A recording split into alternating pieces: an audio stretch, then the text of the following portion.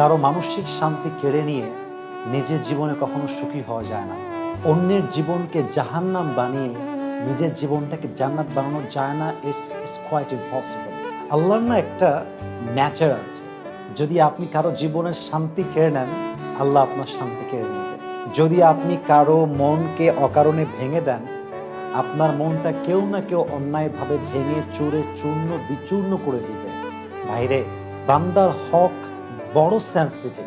আপনি যে কোনো অন্যায় করেন, maybe it could be forgiven in your grave. কবরে যাওয়ার পরে আল্লাহর সঙ্গে রিলেটেড যত রাইটস আছে, যত হক আছে, এটা আপনি নষ্ট করলে আল্লাহ আপনাকে ক্ষমা করতেও পারেন, because it is in the hand of Allah সুবহানাহু ওয়া তাআলা।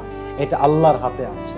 But if you destroy the rights of servant, যদি আপনি বান্দার হক নষ্ট করেন, এটা যে আপনার জন্য কবরে কত বড় আফসোসের কারণ হবে, you have no idea about it.